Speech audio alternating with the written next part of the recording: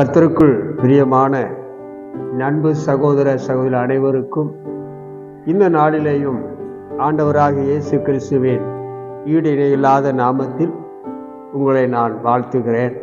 கர்த்தர் உங்களை ஆசீர்வதிப்பாராக. மத்தேயு எழுதின சுவிசேஷ புஸ்தகத்தில் 24ஆம் அதிகாரம் 35ஆம் வசனத்தில் இயேசு சொல்லுகிறார், வானமும் பூமியும் ஒளிந்து போம், என் வார்த்தைகளோ ஒளிந்து போவதில்லை. வானம் கர்த்தரால் உண்டாக்கப்பட்டது, பூமியும் கர்த்தரால் உண்டாக்கப்பட்டது. அவருடைய வார்த்தைகளினால் உண்டாக்கப்பட்ட வானமும் பூமியும் கூட ஒளிந்து போகும்.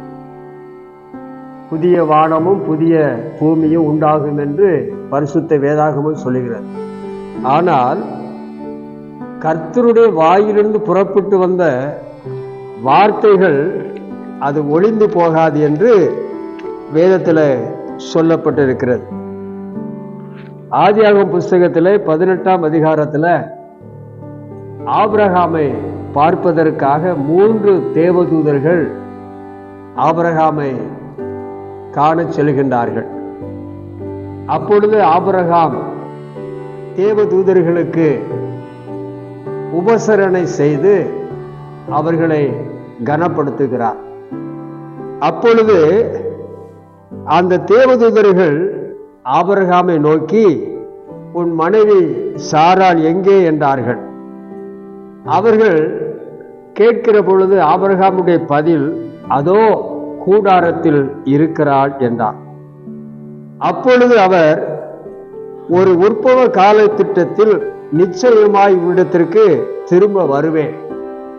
அப்பொழுது உன் மனைவியாகிய சாராளுக்கு ஒரு குமாரன் இருப்பான் என்றார். சாராள் அவருக்கு பின்புறமாய் கூடார வாசலிலே தேவதூதர்கள் சொன்ன வார்த்தையை கேட்டுக்கொண்டிருந்தார். 11ஆவது வசனத்திலே சொல்லப்பட்டிருக்கிறது, ஆபிரகாமும் சாராளும் வயது சென்று முதிர்ந்தவர்களாய் இருந்தார்கள். ஸ்திரீகளுக்கு உண்டான வழிபாடு சாராளுக்கு நின்று போயிற்று என்று வேதம் சொல்லுகிறது. ஆகையால் சாராள் தன் உள்ளத்திலே நகைத்து, நான் கிழவியும் என் ஆண்டவர் முதிர்ந்த வயதுள்ளவருமான பின்பு எனக்கு இன்பம் உண்டாகியிருக்குமோ என்று சொல்லுகிறார். அப்பொழுது கர்த்தர் ஆபிரகாமை நோக்கி, சாராள் நகைத்து நான் கிழவியா இருக்க பிள்ளை பெறுவது மெய்யோ என்று சொல்வானேன்? கர்த்தரால் ஆகாத காரியம் உண்டோ? உற்பவ கால திட்டத்தில் உன்னிடத்தில் திரும்ப வருவேன். அப்பொழுது சாராளுக்கு ஒரு குமாரன் இருப்பான் என்று சொல்லப்படுகிறதை பார்க்கிறோம். ஆதியாகமம் 21ஆம் அதிகாரத்துக்கு வருகிற பொழுது அங்கே சொல்லப்பட்டிருக்கிறது, கர்த்தர் தாம் சொல்லி இருந்தபடியே சாராள் பேரில் கடாட்சமானார். கர்த்தர் தாம் உரைத்தபடி சாராளுக்கு செய்தருளினார். ஆபிரகாம் முதிர் வயதாய் இருக்கையில் சாராள் கர்ப்பவதியாகி தேவன் குறித்திருந்த காலத்திலே அவனுக்கு ஒரு குமாரனை பெற்றாள். அப்பொழுது ஆபிரகாம் தனக்கு சாராள் பெற்ற குமாரனுக்கு ஈசாக்கு என்று பெயரிட்டான். எனக்கு அன்பானவர்களே, தேவன் முன்குறித்த காலத்திலே சாராள் அவளுக்குரிய வழிபாடுகள் நின்று போன போதிலும், ஆபிரகாம் முதிர் வயதான போதிலும் கூட கர்த்தருடைய வார்த்தை அவர்களுக்கு நேராக வந்தபடியினாலே கர்த்தர் சொன்னபடியே சாராள் அருமையான ஒரு குழந்தை பெற்றெடுத்தாள். ஈசாக்கு என்று ஆபிரகாம் அவனுக்கு பெயரிட்டதை நாம் பார்க்கிறோம். எனக்கு அன்பானவர்களே, கர்த்தர் உங்களுக்கு சொன்ன வார்த்தைகள் எந்த சூழ்நிலையிலே அவர் அந்த வார்த்தைகளை சொன்னாலும் கண்டிப்பாக கர்த்தர் சொன்ன வார்த்தை அது நிறைவேறும். ஆரம்பத்தில் சொல்லப்பட்டது போல வானம் பூமி ஒளிந்து போகலாம், ஆனால் கர்த்தருடைய வார்த்தை உங்களுக்கு நேராக வந்த போதிலே அவருடைய வார்த்தை ஒரு நாளும் அது ஒளிந்து போகவே போகாது.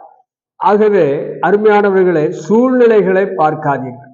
சூழ்நிலைகள் அது ஏற்ற தாழ்வுகள் உள்ளதாகத்தான் காணப்படும்.